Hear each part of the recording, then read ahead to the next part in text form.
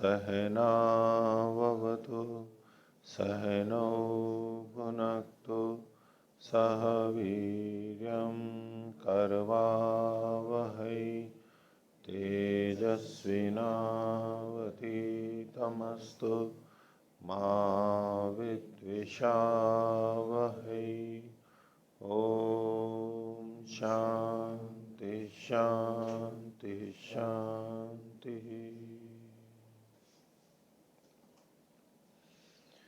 मीमांसा दर्शन की 435वीं कक्षा, मीमांसा दर्शन के 10वें अध्याय का 7वां पाद, अधिकरण संख्या 17, पृष्ठ संख्या 517।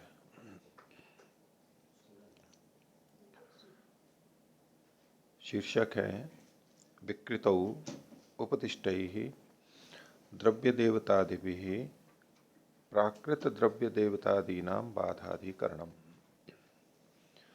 तो विकृति में जो द्रव्य और देवता कहे गए हैं, उपदिष्ट हैं, उनके द्वारा प्राकृत प्रकृति के द्रव्य देवताओं की बाधा हो जाएगी।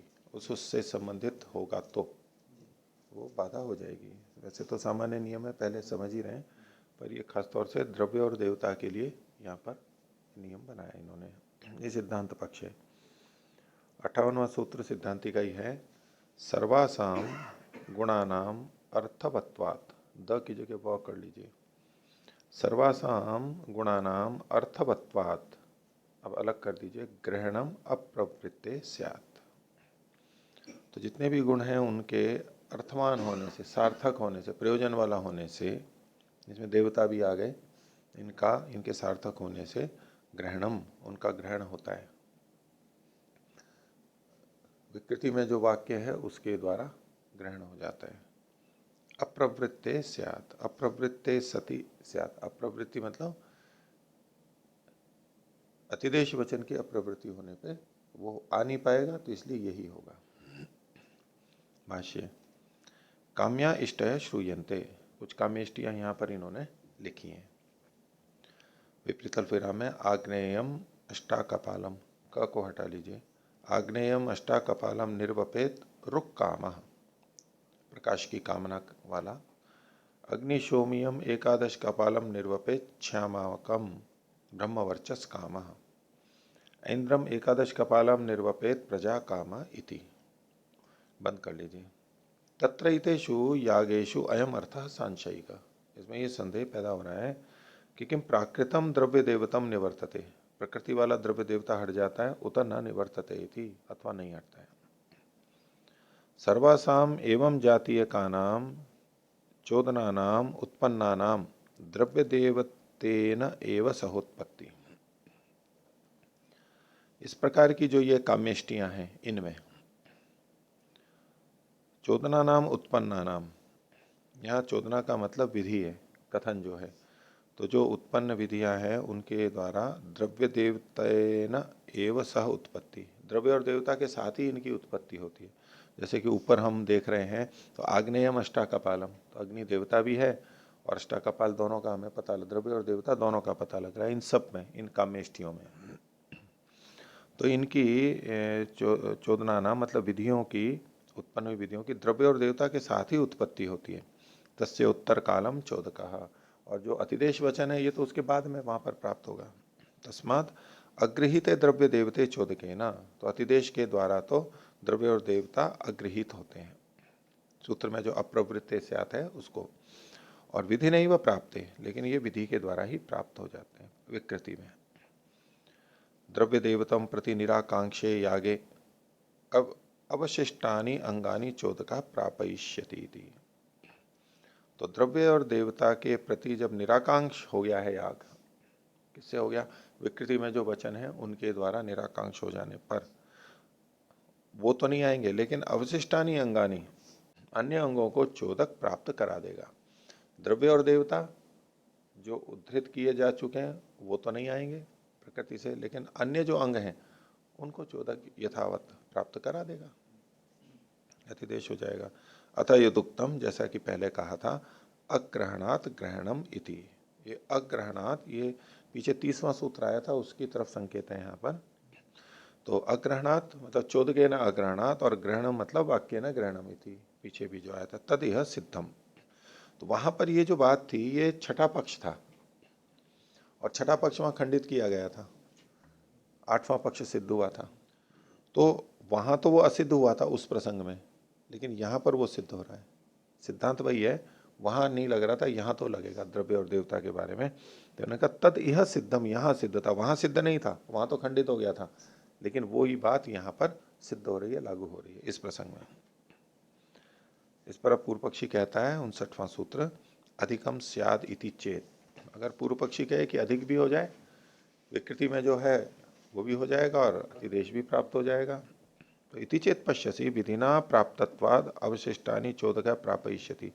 विधि के द्वारा प्राप्त होने पर भी अवशिष्टों को चोदक प्राप्त करा लेगा, ये जो कथन किया पीछे, जो सिद्धांति ने कहा पूर्व नहीं तदेवम अधिकम स्यात्, उससे अधिक होना चाहिए। उक्तम एतत् कैसे, तुल्यश्चोदक सर्वेषु अंगेषु, ये पीछे 31वें सूत्र में कहा था कि जो चोदक है वो सभी अंगों के लिए तुल्य है, सबको एक साथ ही प्राप्त कराता है। अलग अलग अंगों को के लिए अलग अलग बार अतिदेश वचन नहीं लगता है। तो तुल्यश्चोदक सर्वेषु अंगेषु, सबको एक साथ लग रहा है, तो नहीं स पदार्थम आकांक्षति। तो ये जो स मतलब सचोदक पदार्थम आकांक्षति, वो पदार्थ की आकांक्षा नहीं करता है, कर्म की। पदार्थ कृतम प्रकारम आकांक्षति, तो पदार्थ की आकांक्षा नहीं करता है, पदार्थ कृत जो प्रकार है उसकी आकांक्षा करता है कि इस तरीके से होना चाहिए, ये होना चाहिए, ये नहीं, इस तरीके से होना चाहिए, ये आकांक्षा करता है। तस्मात द्रव्य देवतम अपनी चोदका प्रापयति, द्रव्य देवता को भी प्राप्त करा देगा। प्राप्ते वचन प्रामाण्यात अधिकम भविष्यति, और वचन के प्रामाण्य से प्राप्त होने पर अधिक हो जाएगा। अधिक कैसे, एकम वचन प्रापितम अन्य चोदके नहीं थी, तो साक्षात वचन से भी और अतिदेश से भी, दोनों से जो होगा वो मिलजुल करके हो जाएगा, अधिक भी हो जाएगा। 60वां सूत्र इस सिद्धांति का है, न अर्था भावात। तो आपका कथन ठीक नहीं है, क्योंकि अर्थ का अभाव होने से, प्रयोजन का अभाव होने से। नहीं तदेवम अधिकम कर्तव्य मिति कुतः अर्थाभावात, अर्थाभावात को आगे खोल दिया इन्होंने, प्रयोजन अभावाद इत्यर्थ, अर्थ यानी प्रयोजन, प्रयोजन ही नहीं है अधिक लेने का। सत्यम चोदक प्राप्तम प्रत्यक्ष श्रुत्या न प्रतिषिद्धम द्रव्य देवतम, बोले ये तो ठीक है कि जो चोदक से प्राप्त है वो प्रत्यक्ष श्रुति से प्रतिषिद्ध नहीं किया गया, तो उस द्रव्य और देवता को सीधे सीधे निषेध थोड़ा ना किया गया, केवल द्रव्य देवता का उल्लेख है, अतिदेश वाले द्रव्य देवता का निषेध परक तो कोई वचन है नहीं। बोले ये बात तो ठीक है, किंतु परार्थम तत् याग निर्वृत्त है, लेकिन ये किसके लिए, याग की निर्वृत्ति के लिए, याग को संपन्न करने के लिए, तो ये परार्थ है। और सच याग एक नैव द्रव्येण एकया देवतया निर्वर्तितव्य श्रूयते, तो एक द्रव्य और एक देवता से संपन्न होगा, ये जो काम्यष्टियां हैं इसमें ऐसा ही लिखा हुआ है, तो बस वो पूर्ण हो जाएगा। उसी को खोल रहे हैं, उसी को वचन दे रहे हैं, आग्नेयम अष्टा कपालम निर्वपे दृक् काम इत्येवम आदि, ये एक ही द्रव्य और एक ही देवता है। तस्मिन् सह सहायापेक्षे कल्प्यमाने, उसमें सहाय की अपेक्षा कल्पित करें तो निर्देशोपाध्य था, निर्देश यानी जो विकृति का वचन है वो बाधित होगा, यानी एक द्रव्य एक देवता से अतिरिक्त द्रव्य और अतिरिक्त देवता, द्रव्य देवता अतिरिक्त भी आएंगे तो ये वचन बाधित होगा, निर्देश बाधित होगा। तो अथ तेन निर्वर्तिते चोदक प्रापितस्य न किंचित अस्ति प्रयोजनमिति तच्छ्रुतमपि सिद्धत्वात् प्रयोजन से न करिष्यते। तो तेन निर्वृत्ते, उसके द्वारा संपन्न हो जाने पर, या जो वचन दिया विकृति में उससे याग के संपन्न हो जाने पर, चोदक जो प्रापित, चोदक के द्वारा जो प्रापित है, पहुंचाया गया है, उसका कोई भी प्रयोजन नहीं है। इसलिए वो सुना जाता हुआ भी, चोदक में सुना जाता हुआ भी प्रयोजन से सिद्धत्वात्, प्रयोजन के सिद्ध हो जाने से, विकृति वाले से ही सिद्ध हो जाने से न करिष्यते, नहीं किया जाएगा। सिद्धत्वात् प्रयोजन से न करिष्यते। अगला अधिकरण 18वां, विकृतौ श्रूयमाणेन औदुम्बरत्वेन प्राकृत खादिरादे निवृत्त्यधिकरणम, निवृत्त्या कर दिया यहाँ पर ना, निवृत्त्यधिकरणम। तो ये भी मूल तो वही विषय है, पर इसमें उदाहरण इन्होंने ये दे दिया कि विकृति में श्रूयमाण है औदुम्बरत्व, उदुम्बर का यूप है, और प्रकृति में खादेर यूप है, तो उसको उसकी निवृत्ति हो जाएगी। भाष्य 61वां सूत्र सिद्धांतिका है, तथैकार्थ विकारे प्राकृतस्य अप्रवृत्ति ही अल्प विराम प्रवृत्तौ ही विकल्पः स्यात्। तो एक प्रयोजन के विकार होने पर, एकार्थ विकार है, उसी प्रयोजन के लिए अगर विकार किया है ना, उसकी जगह दूसरी चीज लाई गई है, तो प्राकृतस्य अप्रवृत्ति, प्रकृति में जो है उसकी अप्रवृत्ति होगी। और प्रवृत्त ही, यदि आप प्रवृत्ति करोगे फिर तो विकल्प होने लग जाएगा, वो भी होगा ये भी होगा, दोनों होने लग जाएंगे, जो कि दोष कहा जा रहा है यहाँ पर। भाष्य क्वचित कर्म विशेषे श्रूयते, किसी कर्म विशेष में ये कहा गया है, विपरीत अल्पविराम में औदुम्बरो यूपो भवती थी, यूप औदुम्बर होता है उदुम्बर का, तत्र संचय किम प्राकृतम अत्र यूप द्रव्यम बाध्यते अल्पविराम उत वा प्राप्यते थी, न की जगह वा ज्यादा संगत है कि प्राकृतम अत्र यूप द्रव्यम बाध्यते, प्राकृतिक यूप द्रव्य बाधित होता है, उत वा प्राप्यते अथवा प्राप्त होता है। बाधित होना और न प्राप्यते तो एक ही बात हो जाएगी। आगे किम प्राप्तम, तो सिद्धांति कहता है एकार्थ विकारे अस्मिन औदुम्बरे एकार्थश्चासौ खदिरादिभिर विकारश्च, तो एकार्थ विकारे, इस औदुम्बर जो है ये एक अर्थ प्रयोजन के लिए विकार किया गया है, और उसी अर्थ वाला ये खदिरादि से विकार, खदिरादि का भी के द्वारा भी विकार किया गया है, उसका विकार है। तत्र प्राकृत से खदिरादे अप्रवृत्ति, तो प्राकृत खदिर की अप्रवृत्ति होगी। यथा प्राकृत से द्रव्य देवता से पूर्वस्मिन अधिकरण है, जैसे पिछले अधिकरण में द्रव्य देवता की निवृत्ति हो गई थी, तथा अस्मिन खादिर से यूप द्रव्य से अप्रवृत्ति, खदिर निर्मित यूप की भी अप्रवृत्ति हो जाएगी। प्रवृत्तो ही तस्य विषम शिष्टो विकल्प स्यात्, अगर प्रवृत्ति हो भी जाएगी तो विकल्प हो जाएगा, विकल्प हो जाएगा। और विकल्प कैसा होगा, विषम शिष्ट होगा, विषम के द्वारा कहा गया अतिदिष्ट हुआ, विषम मतलब तुल्य बल नहीं है प्रमाणों का, क्योंकि अतिदेश से जो प्राप्त हो रहा है वो आनुमानिक है, और यहाँ जो पढ़ा गया है ये प्रत्यक्ष है, तो बलाबल की दृष्टि से प्रत्यक्ष बलवान होता है, तो ये विषम शिष्ट विकल्प आप ले रहे हो। यदि दोनों का वचन होता, यानी प्रत्यक्ष वचन दोनों का होता, तब तो विकल्प वो तो समशिष्ट होता, समान से शिष्ट होता, वो तो लागू हो जाता है। ये विषम शिष्ट विकल्प नहीं बनता है, वो तो बाध लेगा दूसरे को, तो ये अनिष्ट कहा गया है ये कि प्रवृत्तो ही तस्य विषम शिष्टो विकल्प स्यात्। खोल रहे हैं उसको आगे, चोदक प्राप्त से प्रत्यक्ष श्रुत से, तो प्रत्यक्ष श्रुत ये बलवान है, चोदक वाला दुर्बल है। न चैषा न्याय है, और ये संगत नहीं है, उचित नहीं है, तस्मात अप्रवृत्ति ही, प्रवृत्ति नहीं होगी।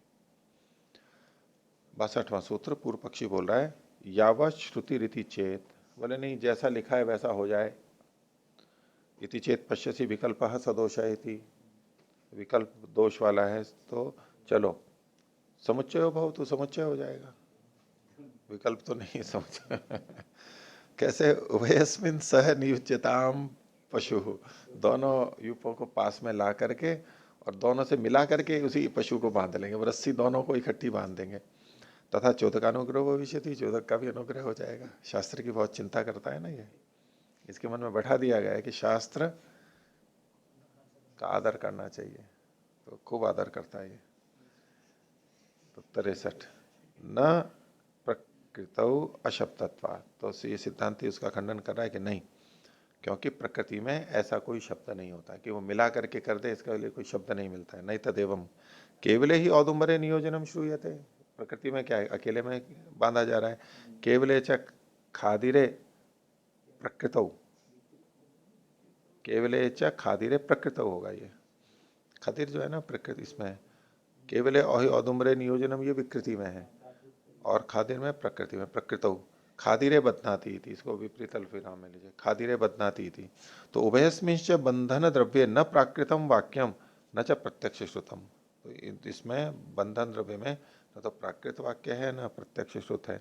तेन समुच्चय से प्रमाण में नास्ति, समुच्चय तो कर ही नहीं सकते, लिखा ही नहीं है। अतः प्राकृतम यूप द्रव्यम निवर्तते थी, प्राकृत हट जाएगा, खादिर और औदुम्बर का होगा।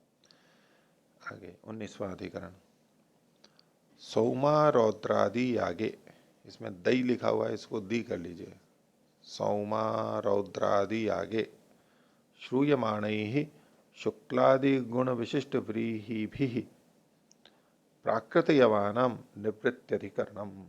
हा को माँ कर लीजिए। तो सौमा रौद्रादि कुछ याग हैं, उनमें ये सुना जाता है। अभी आगे वचन बताएंगे। शुक्लादि गुण विशिष्ट व्रीहि कहे गए हैं। व्रीहि कैसा होना चाहिए? शुक्ल गुण वाला, कृष्ण गुण वाला, ऐसे गुण कहे गए हैं। गुण विशिष्ट व्रीहि का वहां पर कथन किया गया है। तो उनके द्वारा प्राकृति यवानम, प्रकृति में तो वहां पर यव है और विकृति में व्रीहि है और वो गुण विशिष्ट हैं, तो उससे प्राकृतिक यवों की निवृत्ति हो जाएगी, हट जाएंगे। तो पूर्व पक्षी कह रहा है 64वां सूत्र, विकृतौ तु अनियमः स्यात् अल्प विराम पृषदाज्यवत् अल्प विराम ग्रहणस्य गुणार्थत्वाद उभयोश्च प्रतिष्ठत्वात् अल्प विराम गुणशास्त्रम यदि इति स्यात्। तो बोले विकृतौ तु अनियमः स्यात्, विकृति में तो अनियम होवे। अनियम का मतलब है विकल्प होवे। विकृति में जो कहा गया वही होगा, तब तो नियम हो गया, अतिदेश वाला नहीं होगा। अनियम होगा मतलब तो अतिदेश वाला भी हो जाएगा, ये भी हो जाएगा, विकल्प होगा। कैसे? पृषदाज्यवत, पृषदाज्य के समान। प्रकृति में आज्य था और यहाँ पर दधि भी ले लिया तो पृषदाज्य ले लिया, तो प्रकृति वाला भी आज्य ले लिया और ये भी ले लिया, तो प्रकृति वाला भी लिया जा सकता है पृषदाज्यवत। ग्रहण से गुणार्थत्वात्, क्योंकि जो ग्रहण है वो गुण के लिए है, प्रयोजन। ये जो ग्रहण किया गया ये गुण को बताने के लिए किया, यानी व्रीहि के साथ में जो शुक्ल और कृष्ण शब्द पढ़े गए हैं ये गुण, उसके लिए यह कथन किया गया। ग्रहण से गुणार्थत्वाद उभयोश्च प्रतिष्ठत्वाद, और दोनों का ही अतिदेश किया, मतलब कथन किया गया पीछे भी और यहाँ पर भी। तो गुणशास्त्रम यदि इति, और ये चूंकि गुणशास्त्र है यहाँ पर, तो यदि इति स्यात्, तो फिर वो भी होगा, पिछला भी होगा। पीछे जो बात आई थी ना कि प्रकृति में जिसका उल्लेख है, विकृति में भी वैसा का वैसा उल्लेख हो तो वो परिसंख्यान करने लगेगा। प्रकृति में अनेक द्रव्य हैं और विकृति में उन अनेकों में से एक दो का कथन कर दिया, तो इससे क्या होगा? बाकी का परिसंख्यान होने लगेगा। लेकिन ये विकृति में एक या दो का कथन किया, वो गुण सहित किया गया, तो अब ये परिसंख्यान नहीं करेगा, क्योंकि वो गुण को बताने के लिए आया है, अन्यों को हटाने के लिए नहीं आया। तो यहाँ पर भी ये गुण सहित कहा गया है, इसलिए पूर्व पक्षी ये कहना चाहता है कि प्रकृति का भी हो जाएगा और विकृति का भी हो जाएगा। यही सिद्धांत था ना। लेकिन ऐसी स्थिति, गुण वाला कथन होते हुए भी यहाँ पर प्रकृति का बाद होगा, यव का बाद होगा, नहीं और तो कुछ है नहीं, बस यव ही है। व्रीहि आया इधर तो यव हट जाएगा, तो वो बाद हो जाएगा, इसलिए ये अधिकरण अलग से बनाया। यव है, हाँ प्रकृति में यव है, हाँ उसमें से लिया था, ये भी बात है। और लेकिन फिर भी वहां पर व्रीहिवीर यजेता यवैर्वा यजेता, तो उस रूप में मान लो दोनों भी प्राप्त हो रहे हैं। तो अब यहाँ पर व्रीहि को गुण से सहित कह दिया गया, तो अब ये यव को बाधित नहीं करेगा, बाधित नहीं करेगा, परिसंख्या नहीं करेगा। ऐसा नियम निकल के आता है अभी तक का समझा हुआ, लेकिन सिद्धांत कहते नहीं यहाँ नहीं घटेगा, वो उसके लिए कारण बताएगा। भाष्य विकल्प विपरीत अल्प विराम से लीजिए। सौमा रौद्रम घृते चरुम निर्वपेत शुक्लानाम व्रीहिणाम ब्रह्म वर्चस काम। तो ये शुक्लानाम व्रीहिणाम, शुक्ल व्रीहि, ये शुक्ल पे ध्यान देना है। एक बात हुई। सौमा रौद्रम चरुम निर्वपेत कृष्णानाम व्रीहिणाम अभिचरण, तो एक कृष्ण व्रीहि का कथन आ गया। आगे नैरतम चरुम निर्वपेत कृष्णानाम व्रीहिणाम, श कर लीजिए इसको, कृष्णानाम व्रीहिणाम, तो एक कृष्ण व्रीहि का कथन आ गया। और सौर्यम चरुम निर्वपेत शुक्लानाम व्रीहिणाम इति, बंद कर लीजिए, यहाँ भी शुक्ल आ गया, व्रीहि है और ये शुक्ल और कृष्ण आ गए। तत्र संशय किम व्रीहिभिर्यवैर्वा यष्टव्यम उत व्रीहिभिरेव, तो व्रीहि और यव किसी से भी कर सकते हैं या केवल व्रीहि से ही करेंगे, ये दो पक्ष बनते। किम प्राप्तम, तो पूर्व पक्षी कहता है विकृतौ तु विरोधी नाम अन्यतमे गृह्यमाणे अनियमः स्यात्, विकृति में विरोधियों का, विरोधियों में से अन्यतमे गृह्यमाणे, किसी एक का ग्रहण होने पर अनियमः स्यात्, अनियम होना चाहिए। कैसे अनियम? व्रीहिभिर यवैर्वा इति, ये विरोधी इसलिए है कि यव से करेंगे तो व्रीहि से नहीं करेंगे, व्रीहि से करेंगे तो यव से नहीं करेंगे, इसी रूप में बस विरोध है। तो व्रीहिभिर यवैर्वा इति कुतः ग्रहण से गुणार्थत्वात्, ये जो ग्रहण किया गया है यानी विकृति में जो कथन है, जो ऊपर वचन दिखाए गए, ये गुण के लिए हैं, ये शुक्ल और कृष्ण इन गुणों के लिए है, द्रव्य के लिए नहीं है। तस्य ही व्रीहेर ग्रहणम गुणार्थम न याग संबंधार्थम, तो व्रीहि का जो ग्रहण है ये गुण को बताने के लिए है, याग से संबंध करने के लिए नहीं है। इन वाक्यों में व्रीहि का जो कथन है वो याग से संबंध नहीं है। वो जो होता है ना व्रीहि वीर यजेता यवैर्वा यजेता, वहां व्रीहि और यव याग से जुड़े हुए हैं। अगर यहां भी व्रीहि याग से जुड़ा हुआ होता तब तो पिछले वाले विकल्प को हटा देता, ऐसा कह रहे हैं। लेकिन ये तो व्रीहि किस लिए आया है? गुण को बताने के लिए कि शुक्ल और कृष्ण व्रीहि होने चाहिए। अब ये याग से नहीं जुड़ रहा है? हाँ, व्रीहि अनुवाद है, व्रीहि अनुवाद है। अनुवाद होते हुए भी वो अब दूसरा वो याग से नहीं जुड़ रहा है, ये कह रहे हैं गुण को बताने के लिए है। व्रीहि गुणों से भी जुड़े और याग से भी जुड़े तो दो दो संबंध हो जाएंगे, वो वाक्य भेद होगा। तो ये केवल गुणों के साथ संबंध के लिए है, ऐसा पूर्व पक्षी कह रहा है, याग के साथ संबंध के लिए नहीं है। इसलिए पहले वाले जो व्रीहि यव बताए गए याग से जुड़े हुए उसको ये बाधित नहीं कर सकता है।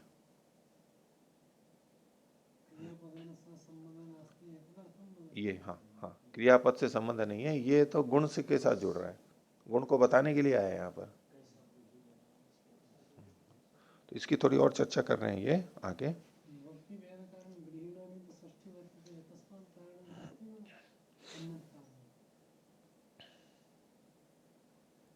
वहां तो तृतीया है, करण रूप में है ही, वो भी बात है, वो भी आएगा, बोलेंगे ये। तो इन्होंने कहा विकृतौ तु विरोधी नाम अन्यतमे गृह्यमाणे अनियम स्यात् व्रीहिभिर यवैर्वा इति कुतः ग्रहण से गुणार्थत्वात् तस्य ही व्रीहेर ग्रहणम गुणार्थम न याग संबंधार्थम शुक्ला व्रीहयो भवन्ति, ये कहा। शुक्ला व्रीहयो भवन्ति, व्रीहि शुक्ल होते हैं, ये कथन किया जा रहा है। शुक्ला व्रीहयो भवन्ति यागस्तु उभाभ्याम अपीति, याग तो दोनों के द्वारा हो सकता है, व्रीहि और यव से। तो व्रीहि शुक्ल होते हैं, यव शुक्ल हो ऐसा नहीं, व्रीहि शुक्ल होते हैं, ये कथन किया गया। यथा, जैसे कि उदाहरण दे रहे हैं विपरीत अल्पविराम में पृषदाज्य न अनुयाजान यजती थी, बंद कर लीजिए। तो पृषदाज्य है, वहां पर घृत में दधि भी होता है, तो चित्त कबरा सा हो जाता है पृषद। आज्यम पृषत्ता संबंधार्थम, आ की मात्रा कर लीजिए, त की जगह संबंधार्थम भवती। तो ये जो आज्य है पृषत्ता संबंध के लिए यहां पर लिया गया है, पृषदाज्यम। एवं इहापि व्रीहय शुक्ल गुण संबंधार्था न याग संबंधे न अन्य परिसंख्यानार्था। तो इस प्रकार यहाँ भी जो व्रीहि है ये शुक्ल गुण के साथ संबंध के लिए है। तो पृषदाज्यम जो कहा गया, तो आज्य जो है वो पृषत्ता से जोड़ने के लिए कहा गया है, इसलिए आज्य का कथन है, ऐसे गुण को बताने के लिए। इसी तरह यहाँ पर भी व्रीहि शुक्ल गुण के संबंध के लिए, न कि याग के संबंध के लिए। याग के लिए संबंध होता तो अन्यों का परिसंख्यान हो जाता, यानी यव नहीं रहते। और आगे उदाहरण दे रहा है पूर्व पक्षी, तथा, पूर्व पक्षी का ही सूत्र है तथा। विपरीत अल्पविराम में यद्यपि चतुरवत्ती यजमान पंचावत्तैव वपा कार्या, कार्या बंद कर लीजिए। तो यजमान है वो चतुरवत्ती है, चार भाग करने वाले संप्रदाय से है। चतुरवत्ती यजमान है मतलब वहां पर चार बार अवदान करते हैं, एक बार, दो बार, तीन बार, चार, थोड़ा थोड़ा करके निकालते हैं, चार बार करके चतुर्वत्ती यजमान है, उसकी परंपरा है। लेकिन फिर भी पंचावत्तैव वपा कार्य, लेकिन वपा होगी तो वो तो पंचावत्त होगी, पांच बार अवदान करना होगा उसको। तो इति एतत् श्रवणम उपपद्यते, ये जो वाक्य है ये कब संगत होता है? पूर्ण विराम की जगह अल्प विराम, यदि एवं जातीय के न प्राकृतम न निवर्त्येत पूर्ण विराम। यदि इस प्रकार के वाक्य से, इस प्रकार के वाक्य से मतलब ये जो वाक्य है इससे प्राकृतम न निवर्त्येत, प्राकृत नहीं हटता है। प्राकृत मतलब चतुरवत्ती यजमान, चतुरवत्तिता ये प्राकृत थी और पंचावत्तता वपा के लिए यहाँ पर कही गई है। तो इससे ये मतलब नहीं होता कि वो यजमान चतुरावत्ती नहीं रहेगा, उसकी चतुरावत्तता फिर भी बनी रहेगी और फिर भी पंचावत्ता वपा की करेगा वो, तो दोनों का मिश्रण हो गया, ऐसे कहना चाह रहे हैं। किसी के भी विषय में, वो उस संप्रदाय में 4 अवदान करेगा। वो चतुर्वत्ती है, अब वपा के लिए करेगा तो 5 बार अवदान करना है उसको। तो ये कहना चाह रहा है पूर्व पक्षी कि वपा के साथ पंचावत्तता है तो भी उसकी, इससे उसकी चतुरावत्तता हट नहीं जाती है यजमान की, वो तो फिर भी रहेगी, जबकि विरोधी हैं एक तरह से, लेकिन फिर भी दोनों रहते हैं, तो ऐसे यहाँ पर भी रह जाएंगे। इत्येत श्रवणम उपपद्यते, ये श्रवण कब संगत होता है? यदि एवं जाति के न प्राकृतम न निवर्तेत, प्राकृत नहीं हटता है तो। यदि प्राकृत हट जाता तो यजमान चतुर्वत्ती रहता ही नहीं। तथा पंचावत्ते न चतुर्वत्ते अनिवर्तिते, अब पंचावत्तता के द्वारा चतुर्वत्तता नहीं हटी, नहीं हटने पर विपरीत अल्पना में यद्यपि चतुर्वत्ती थी, इसको विपरीत अल्पना में लीजिए, इति दर्शनम युक्तम भवति, तभी ये संगत होता है। जब चतुरा पंचावत्तता से चतुरावत्तता यजमान की नहीं हट रही है तब ये कहा जाता है यद्यपि चतुर्वत्ती, तो ये दर्शन संगत हो जाता है। न च अनर्थ को गुणोपदेशो भवति, और जो गुण का उपदेश है वो भी वो अनर्थक नहीं होता है। तो गुण का उपदेश यहाँ की दृष्टि से श्वेत और कृष्ण, न च अनर्थ को गुणोपदेशो भवति, उभयो प्रतिष्ठत्वात्, दोनों का अतिदेश होने से। उभये व्रीहि यवाश्चोदकेन प्राप्ता विकल्पन्ते, व्रीहि और यव तो अतिदेश से प्राप्त हो रहे, विकल्प को होंगे यदा व्रीह है तथा गुणशास्त्रम। और ये जो वचन दिया गया था शुक्ल और कृष्ण के साथ में, तो जब व्रीहि होंगे तो ये शुक्लत्व और कृष्णत्व आ जाएगा, यव होंगे तो उसमें कोई बात नहीं है कहने की। तो यदा व्रीह है तदा गुणशास्त्रम, तब ये गुणशास्त्र लगेगा। क्योंकि ये आक्षेप आ सकता है ना कि जब ये शास्त्र कहा गया है तो इसमें केवल व्रीहि के बारे में ही तो कहा गया, यव के बारे में तो कहा नहीं गया, इसलिए बस व्रीहि ही होना चाहिए। अरे व्रीहि तो याग से जुड़ नहीं रहा है, गुण कथन जो है वो केवल व्रीहि के साथ घटेगा, यानी जिस पक्ष में व्रीहि प्राप्त होंगे तब ये शुक्ल और कृष्ण वाली बात घटेगी, जिस पक्ष में यव आएंगे वहां ये लगेगा नहीं ये गुणशास्त्र। तो यदा व्रीहयः तदा गुणशास्त्रम अव्रीहि पक्षे असंभवात अर्थान निवर्तेत, और अव्रीहि पक्ष में यानी यव पक्ष में संभव न होने से अर्थान निवर्तेता, प्रयोजन से यह हट जाएगा, उसका यहाँ सार्थक, उसकी यहाँ सार्थकता नहीं रहेगी। तस्मात् विकल्प इति, ल कर लेना, तस्मात् विकल्प इति, इसलिए इसमें विकल्प होगा व्रीहि और यव का। 65वां सूत्र, ये सिद्धांति का है।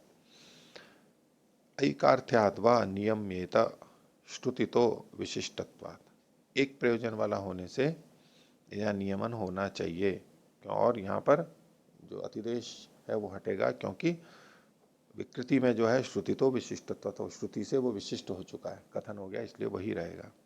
एकार्था ही व्रीहि यवाहा, एक ही प्रयोजन वाले हैं व्रीहि और यव, तत्र व्रीहिनाम श्रुतत्वाद यवा नैव प्राप्नुवन्ति, तो व्रीहि के श्रुत होने से यव वहां प्राप्त नहीं होते। इसमें पूर्व पक्षी कहता है ननु उक्तम गुण संबंधार्था व्रीहयति, व्रीहि तो गुण के संबंध के लिए है, तो सिद्धांत कह नहीं तदेवम, यदि गुण संबंधार्था भवेयुः ततो न नियमा स्यात्, यदि गुण संबंध के लिए होते तो नियम नहीं होता, यानी विकल्प हो जाता, पूर्व पक्षी की बात मानी जाती। न तो गुण संबंधार्था है, लेकिन ये गुण संबंध के लिए नहीं है, फिर कैसे हैं? तो कहा विकार संबंधे ही षष्ठी भवेत, यहाँ षष्ठी जो है ये विकार के संबंध से है, उसके स्थानापन्न होगा। व्यतिरिक्त प्रातिपदिकार्थ है, प्रातिपदिक के प्रातिपदिकार्थ व्यतिरिक्त, प्रातिपदिकार्थ के अतिरिक्त होने से। तेन विकार विशेषणम श्रुत्या भवति, तो जो विकार का विशेषण है ये तो श्रुति से होता है, यानी याग के साथ उसका विशेषण बनता है, विकार जो द्रव्य है उसका याग के साथ में श्रुति से संबंध बन रहा है, और गुण विशेषण वाक्य ना, जो गुण विशेषण बन रहा है वो वाक्य के द्वारा बन रहा है, सीधे नहीं बन रहा है।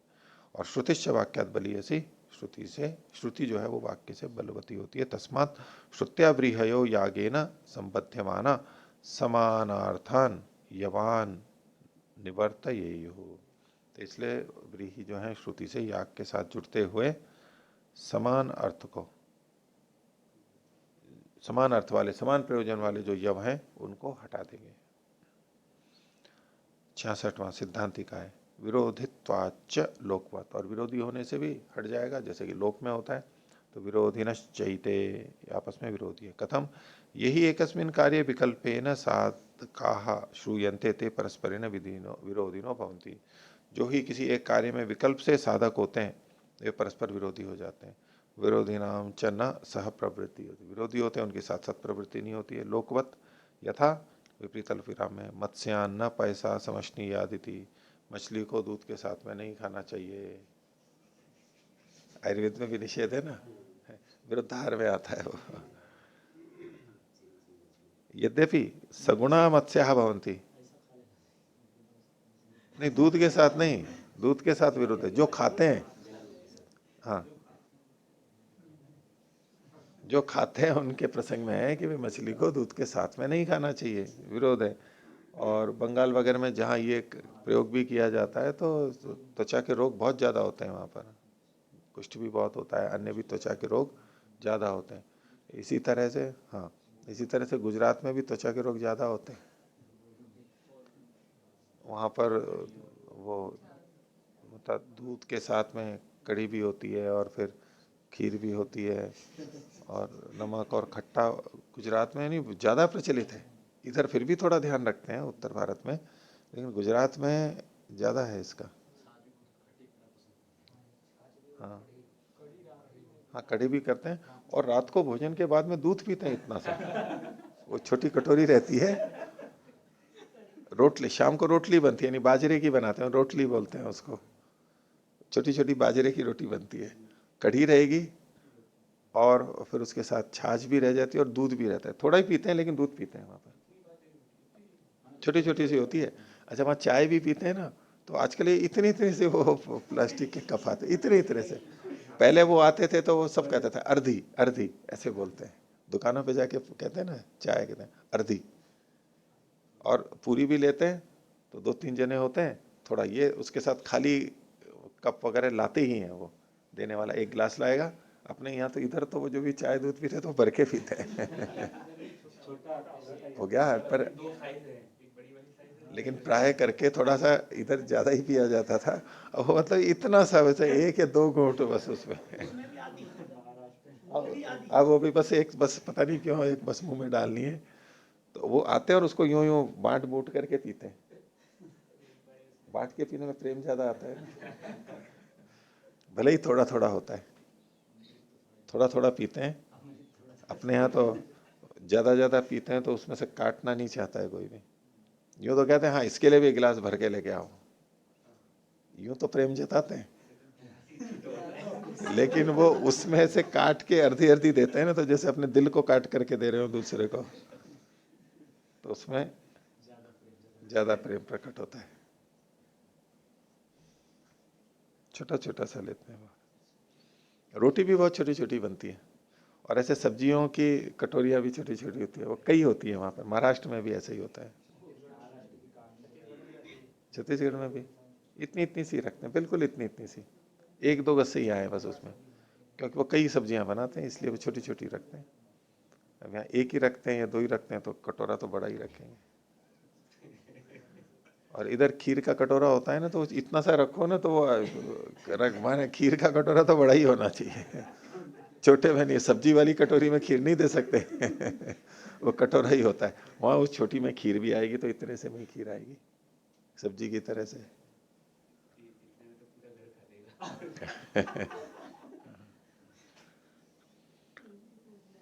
थोड़ी थोड़ी देते हैं, अब यहाँ इतना लेते हैं। वो भिंडी बनाएंगे, पाव और भिंडी लाएंगे, पूरा परिवार खा लेगा। वो एक एक दो दो टुकड़े देते हैं बस वहाँ, वो एक ही हिस्से में खा ले आदमी।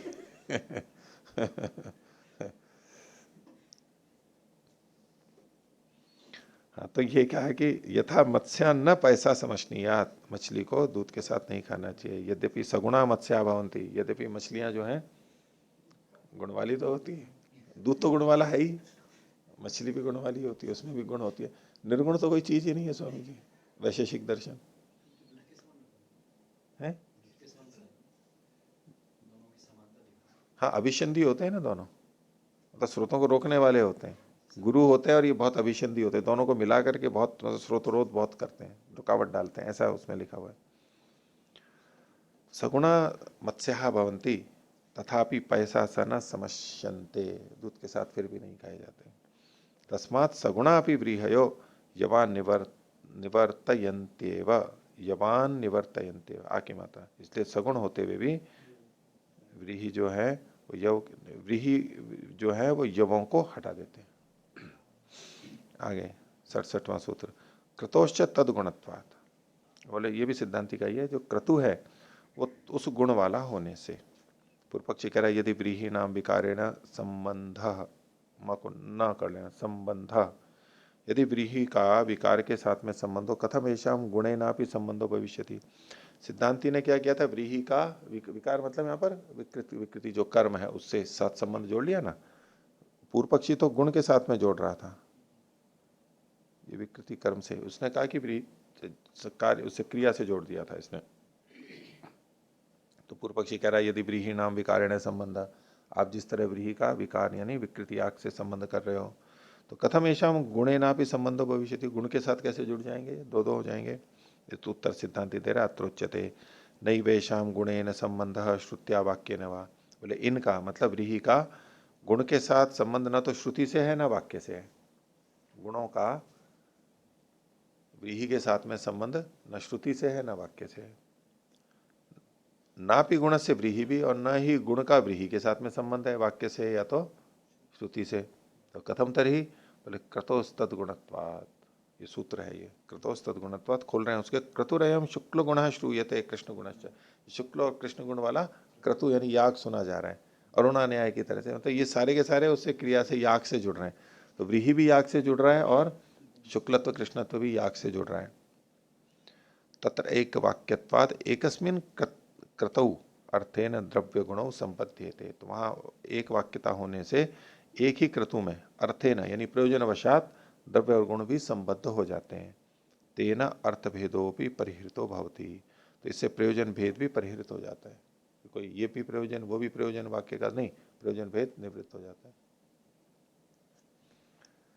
इस पर अब और आगे सिद्धांति कह रहा है पुष्टि के लिए, विरोधी नाम च तच्छ्रुतौ अशब्दत्वात् अशब्दत्वाद विकल्प स्यात्। तो यहाँ जो अशब्दत्वाद विकल्प ये जो है, इसमें द्वि जो लिखा हुआ है इसकी जगह दबी कर लीजिए, अशब्दत्वाद अविकल्प स्यात् ये होना चाहिए। यद्यपि सब जगह ये द्वि ही लिखा हुआ है लेकिन ये विपरीत पड़ता है, ठीक नहीं है ये, अभी भाष्य से स्पष्ट हो जाएगा। तो द्वि की जगह दबी कर लीजिए। विरोधी नाम च तश्रुतौ अशब्दता, विरोधियों का उसकी श्रुति होने पर अशब्दत्वाद शब्द न होने से अविकल्प स्यात्, इसमें विकल्प नहीं होगा यानी नियम होगा। तो विरोधी नाम च अन्यतमे प्रत्यक्षे श्रूयमाणे, तो विरोधियों में से किसी एक के प्रत्यक्ष सुने जाने पर, प्रकृति में अनेक द्रव्य हैं वो परस्पर विरोधी हैं और उनमें से कोई सा एक विकृति में पढ़ा गया है। तो विरोधी नाम अन्यतमे प्रत्यक्ष श्रूयमाणे अन्यस्मिश्च चोदक प्राप्त, और दूसरे के चोदक के द्वारा प्राप्त हो जाने से, अशब्दत्वात और इसके अशब्द वाला होने से, क्योंकि जो चोदक प्राप्त है वो अशब्द वाला होगा, वो अनुमानिक हुआ ना, प्रत्यक्ष नहीं हुआ। तो अशब्दत्वात ये चोदक के लिए कह रहे हैं, अशब्दत्वात प्रत्यक्ष विरोधिनी सती, और प्रत्यक्ष विरोधी जो है उसके प्रत्यक्ष होने से, साक्षात कथन होने से, चोदकस्य अन्यायो विकल्प, थ की जगह य, चोदकस्य अन्यायो विकल्प स्यात्। तो चोदक का विकल्प अगर हम करने हैं उसको भी प्राप्त कराएंगे तो ये अन्याय्य विकल्प होगा। तस्मादपि नियम, इसलिए नियम ही होगा, विकृति वाली ही चीज होगी।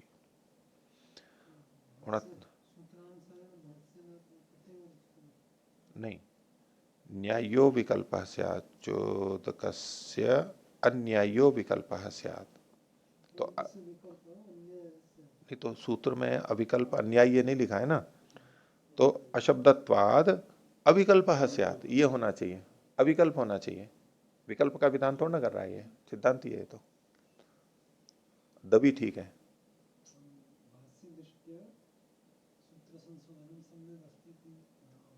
हाँ हाँ, भाष्य की दृष्टि से सूत्र संशोधन ठीक है। हाँ, जबकि जितने भी पुस्तकें हैं सब में द्वि ही लिखा हुआ है, दबी नहीं लिखा हुआ है किसी में भी। आगे 69वां, प्रषदाज्य समुच्चयाद, अलग कर लीजिए, ग्रहण से गुणार्थत्वाद। तो प्रषदाज्य में जो प्रश्न किया था पूर्व पक्षी ने, आज्य प्रकृति में था, यहाँ भी था, तो दधि भी है तो आज्य भी फिर आ ही रहा है प्रकृति वाला भी। तो कहते प्रषदाज्य समुच्चयाद, तो पहले प्रषदाज्य में तो समुच्चय का कथन है, ग्रहण से गुणार्थत्वाद, और ग्रहण जो है ये गुण के लिए है, पृषद आज्य, आज्य तो प्रकृति में भी था, यहाँ भी था, लेकिन ये कैसा है, पृषद आज्य है। ये पृषदता जो कथन की गई है, ये गुण के लिए कथन हो गया इसका। भाष्य पृषदाज्य तो युक्तम, पृषदाज्य में कोई बाधा नहीं है, आज्य को ले रहे हैं तो प्रकृति की बाधा नहीं हो रही है। नहीं तत्र केनचित विरोध है आज्य से, या विकृति में आज्य का किससे विरोध है? इधर तो व्रीहि और यव आपस में विरोध है, यहाँ आज्य के संदर्भ में विकृति में कोई ऐसी चीज ही नहीं है जो आज्य का विरोध करे। तेन न पाक्षिकम आज्यम, इसलिए आज्य पाक्षिक वहां नहीं है। तथा तत्र दधना आज्य समुच्चय, तो वहां पर तो दधि के साथ आज्य का समुच्चय किया गया है। यतः क्योंकि पृषत्ता संजननार्थम दधि, क्योंकि वहां पृषत्ता चित्कबरापन लाने के लिए दधि ग्रहण किया गया है। तेन न पाक्षिकम दधि, इसलिए दधि पाक्षिक नहीं है। आज्य न च समुच्चय थी, तो यहाँ तो आज्य के साथ समुच्चय उचित है। 70वां सूत्र, पूर्व पक्षी अपनी पिछली बात को कह रहा है, समाधान चाहता है। तो यद्यपि चतुर्वत्ती थी तो नियमे नोपपत्यते, यद्यपि चतुर्वत्ती थी, इसको विपरीत अल्पविराम में लीजिए सूत्र में। तो ये क्योंकि पीछे उसने कहा था यद्यपि चतुर्वत्ती, ये तो नियमे न उपपद्यते, नियम अगर आप मानोगे तो उसमें ये चतुर्वत्तता संगति नहीं होगी, इसलिए अनियम यानी विकल्प मानना चाहिए, ये जो पूर्व पक्षी ने कहा था उसी को यहाँ उद्धृत कर रहे हैं। अथ यद उक्तम यदि एवं जातीय केशु नियमो भवेत, इस प्रकार के में नियम अगर मानेंगे तो यद्यपि चतुरवत्ती विपरीत अल्पविराम है, इति चतुरवत्त दर्शनम नोपपद्यते, चतुरवत्तता का कथन संगत नहीं होगा। तत्परिहर्तव्यम, ये जो मैंने आक्षेप दिया था उसका समाधान कीजिए। तो 71वां सूत्र सिद्धांति का है, अंत में समाधान कर रहा है। कह रहा है कृत्वंतरेवा तन्यायत्वात् कर्म भेदात्, ये तो कृत्वंतर में है, वो अलग है ये अलग है, कृत्वंतर है, इसलिए यहाँ पर आपत्ति नहीं है। चतुरावत्तता अलग क्रतु में है, पंचावत्तता अलग क्रतु में है, तो इसलिए बाधा नहीं है, उससे इसकी बाधा नहीं होगी। बाधा कब होगी? जब समान कर्म हो, विकृत कर्म हो और अतिदेश भी प्राप्त हो रहा हो उसी जगह पे और ये वचन भी प्राप्त हो रहा हो, तब विरोध आएगा। अलग अलग में तो कोई बात ही नहीं है। कर्म भेदात, कर्म के भेद होने से। कृत्वंतरे एवं दर्शपूर्ण मासयोश चतुरवत्त दर्शनम भविष्यति, ये चतुरवत्तता है ये दर्शपूर्ण मास में हो जाएगी। तो यद्यपि दर्शपूर्ण मासयोश चतुर्वत्ती यजमान, उसमें यजमान चतुर्वत्ती होता है, तथापि पंचावत्ता एव वपा भवती, वपा तो फिर भी पंचावत्ती ही होती है। अन्यस्मिन कर्मणि चतुरवत्तम, बाकी कर्मों में चतुर्वत्तता होती है, अल्प विराम। अन्यस्मिन पंचावत्तम, भिन्न कर्म में पंचावत्तता और भिन्न में चतुरावत्तता होती है। यद्यवम जातीय केशु नियम तथापि चतुरवत्त दर्शनम उपपद्यते इति, तो इस प्रकार में तो नियम होगा, इस प्रकार मतलब जो पीछे सारी बातें बताई हैं व्रीहियवादी में, उसमें तो नियम होगा, लेकिन फिर भी चतुर्वत्तता दर्शन यहाँ पर संगत हो जाएगा, इससे कोई बाधा नहीं है, असंगति की कोई बाधा नहीं है। ये आक्षेपों का भी उत्तर दे दिया।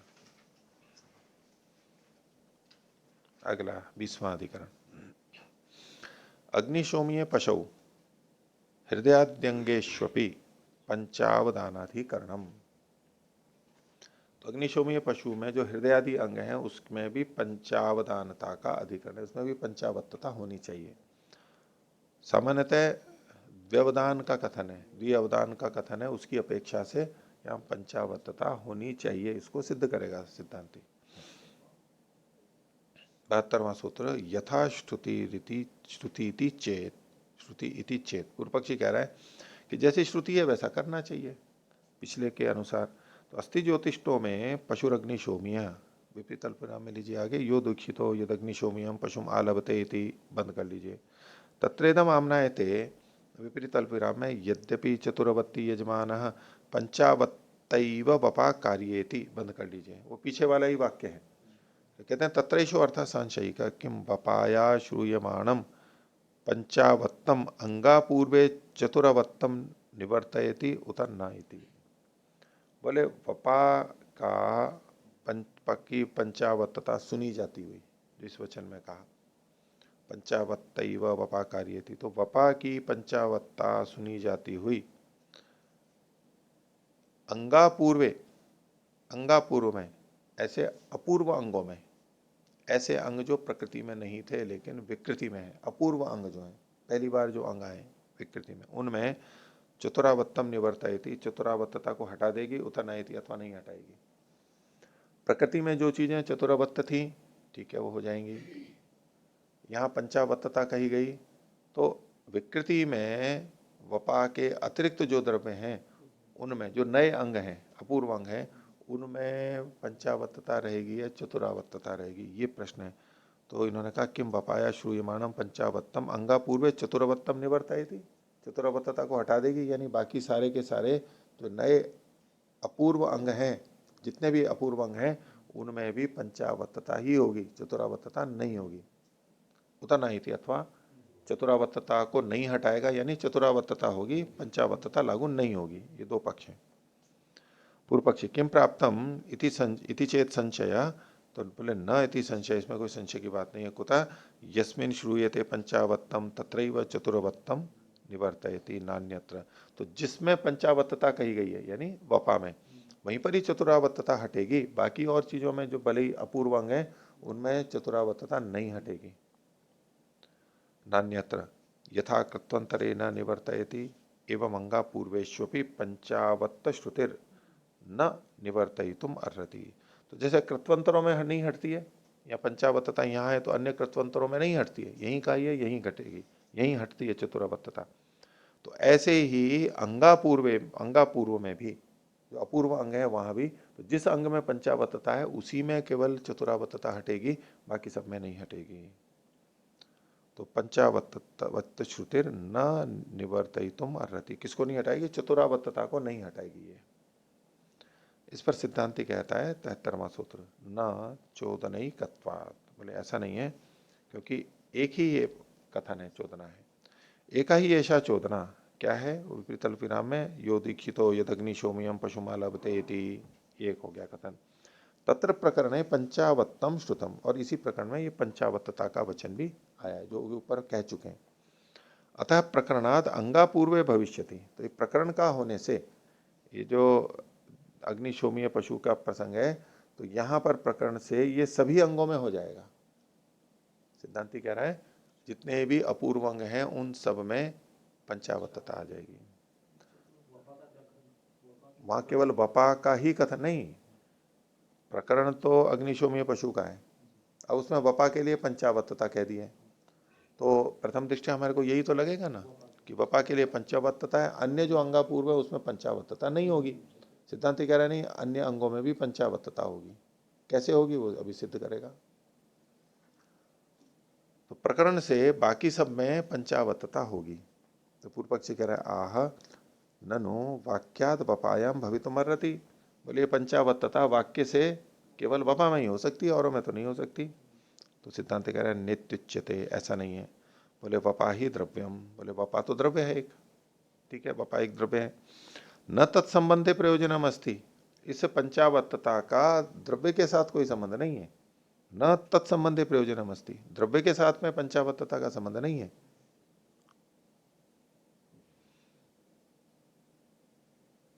पंचावत्तैव वपा कार्यायति, तो बोले पंचावत्तता का वपा से संबंध है, न तत्संबंधी प्रयोजनम अस्ति। पूर्व पक्षी कह रहा है उच्यते पंचावत्तता वपा प्रयोग वचने उपसंहरिष्यति, बोले पंचावत्तता है वपा के से संबंधित प्रयोग वचन में उपसंहार को प्राप्त होगी, वहीं पर ही जाके घटेगी। लिखा तो है, इतना स्पष्ट लिखा है, फिर भी खंडन कर रहे हैं। देखो पूर्व पक्षी, ये सिद्धांति वपा के लिए तो पंचावत्तता का ही है, फिर भी खंडन करने में लगा हुआ है। देखो कैसे सिद्ध करेगा। बोले तथा न दोषो भविष्यति, उसमें कोई दोष नहीं होगा, ऐसा पूर्व पक्षी कह रहा है। सिद्धांत कह रहा है अत्युच्यते एवं सत्यपि अंगा पूर्वे पंचावत्तम सिद्धेत, बोले ऐसा मान भी लो आप कि वपा के साथ पंचावत्ता है, तो भी अंगा पूर्वों में तो पंचावत्तता का निषेध नहीं होगा, वो सिद्धि हो जाएगी। कथम? बोले एका ही चोदना, एका ही सा चोदना, पूर्ण विराम हटा लीजिए, अंगयागो वपायागश्च, बोले एक ही यहाँ पर ये विधि है कि अंगयाग वपायाग की, वपा भी अंगी है, अंगयागो वपायागश्च तेन चेत पंचावत्तम संबद्धते, और उसके साथ यदि पंचावत्तता जुड़ती है तथा अंगेश्वपि भवितुम रहती, इसलिए बाकी अंगों में भी हो सकती है।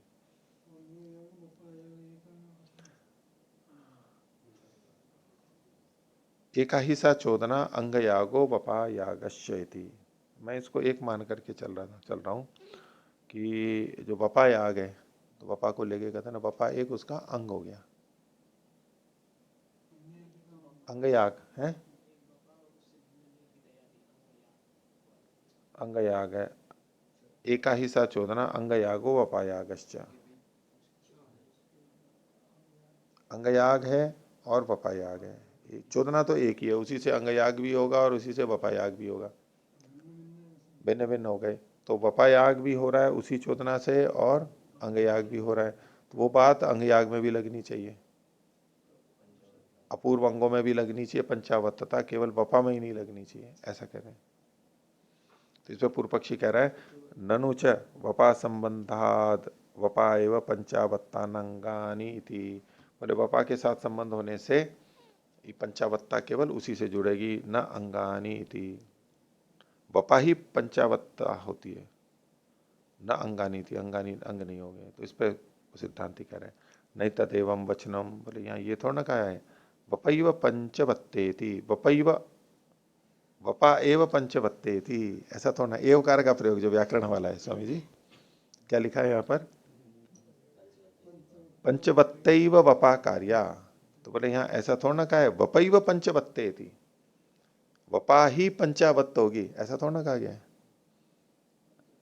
अगर एव को वपा के साथ में जोड़ा, ये तो एवकार है, ततो अन्यत्र अवधानम या निर्धारणम या नियम, तो अगर यह होता वपैव पंचवत्ता, तो क्या होता कि पंचावत्तता केवल वपा के साथ होती और किसी के साथ नहीं जा सकती थी।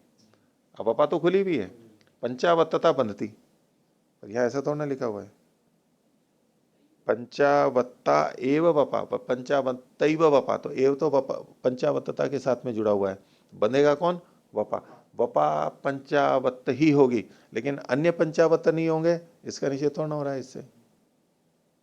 वो पूर्व पक्षी यही निकाल रहा था, यानी प्रथम दृष्टि हम यही तो सोच लेते हैं कि वपा ही पंचावत्त होगी और कोई नहीं होगी, हम ये अर्थ ले लेते हैं इसका जबकि यहाँ एवकार से स्पष्ट है ना, ऐसा कहा ही नहीं जा रहा है।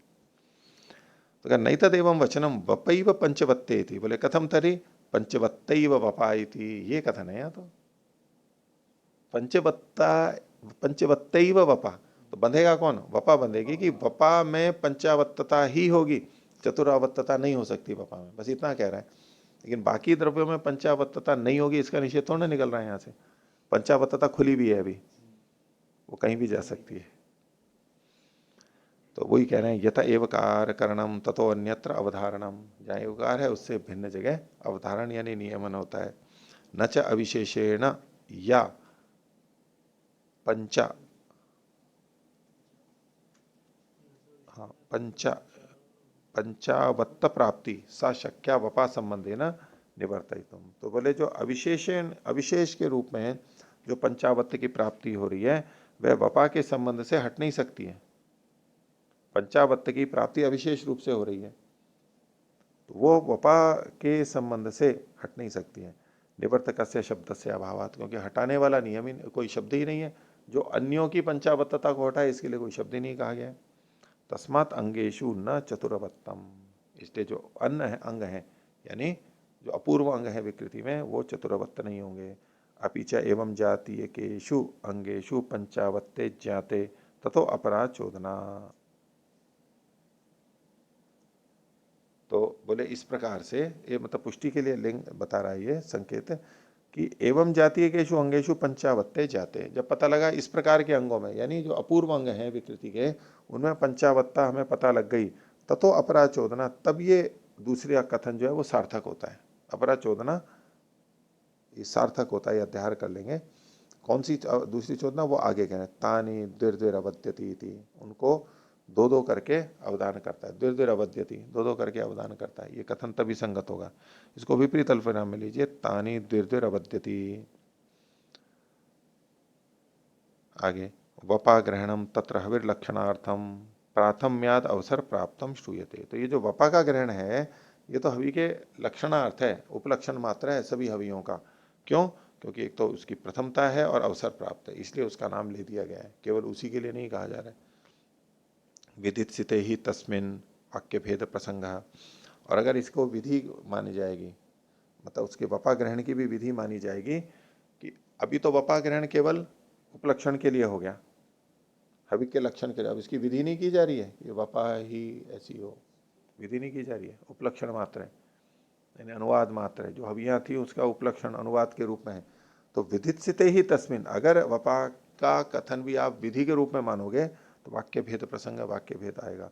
एक तो इसका हवि का विधान करना पड़ेगा और साथ में संख्या का भी विधान, पंचावत्तता का भी विधान करना पड़ेगा, दो दो होंगे। तस्मात अंगेश्वपि पंचावत्तम एवेति, इसलिए अंगों में भी पंचावत्तता होगी। तो इति शबर स्वामी विरचिते मीमांसा भाष्ये दशमाध्याय से सप्तमः पाद। तो 10वें अध्याय का 7वां पाद यहाँ पर समाप्त होता है। आज का पाठ इतना ही रखते हैं। प्रणवतन।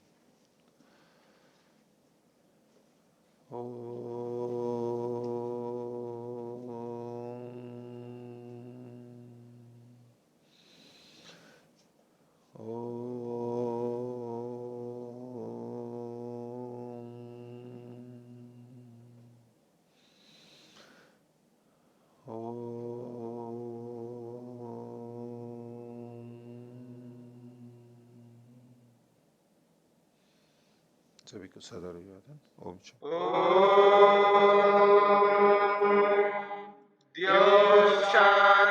शांतिरंतरिक्षं शांति पृथिवी शांतिरापः शांतिरोषधयः शांतिः वनस्पतयः शांतिर्विश्वे देवा शांतिर्ब्रह्म शांति सर्वं शांति शांतिरेव शांति क्षमा शांतिरेधि। ओम शांति शांति शांति।